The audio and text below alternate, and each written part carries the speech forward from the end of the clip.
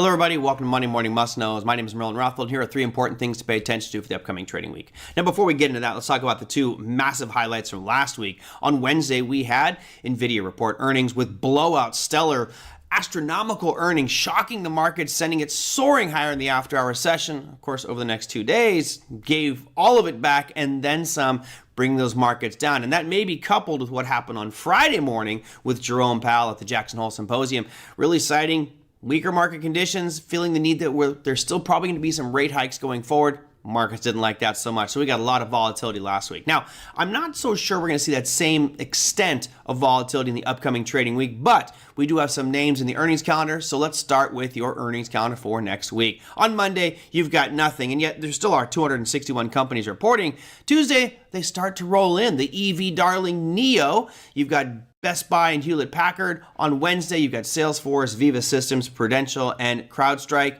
Thursday, wrapping up with Lululemon, Broadcom, Dollar General, Ciena, Dell, VMware, and Hormel Foods. And that, my friends, is it for your earnings calendar. So no A-listers, no FANG stocks out there, but still, these will probably have some nice movements to them. So check your earnings calendar. Again, I did cherry pick some of the bigger names, but these are pretty much all the big names. Now, let's go to what Jerome Powell was talking about at the Jackson Hole Symposium, which of course all traders were glued to, and that was growth going forward for the U.S. economy. Of course, it's something that the Fed would like to have happen. They want growth. Of course, they want to keep inflation down at 2%. And how do you achieve that? The chess game needs to be played in order to achieve those goals. So the GDP numbers come out. Now, we've already had the advanced, which was the first reading. This is the second reading of GDP, which is the preliminary. Now, if you notice on the hard right edge, it says 1.3%.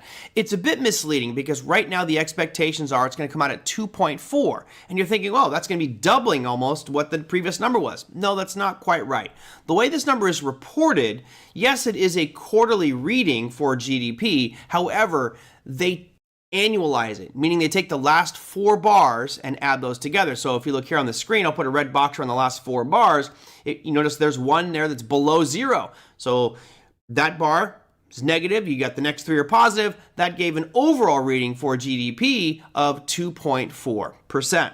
Now, the expectations are that we are going to get the next reading of 2.4% as well, which is interesting because if we drop off that last bar on the left side of that red hand box, you would think GDP would be going up. So they're expecting probably a contraction in the quarterly GDP number, which of course gives it that 2.4 and maintains it right where they are at. Now that's gonna happen Wednesday morning at 8:30 a.m. Eastern time. Again, Jerome Powell has been hammering growth, inflation, and unemployment data. We've got 2 of those announcements happening this week, growth being a major one, again, Wednesday at 8:30 a.m. Eastern time. Now let's move on to our last piece for your Monday morning must-knows, which is probably one of the more important ones. It's the looming thing that Jerome Powell keeps riding that magic horse into these press conferences, which is inflation. The core PCE price index is what he says is the most important metric that the FOMC is looking at with regards to its inflation projections, and we get that number on Friday. So get all excited for that one. Another Friday fireworks show for you. Had one last week with Jerome Powell, and this week we'll probably have one with the inflation data. Now, if you notice here, Friday at 8:30 a.m. Eastern time, it says 0.2% was the previous number. Expectations are that we are going to come out at exactly the same number, at 0.2%.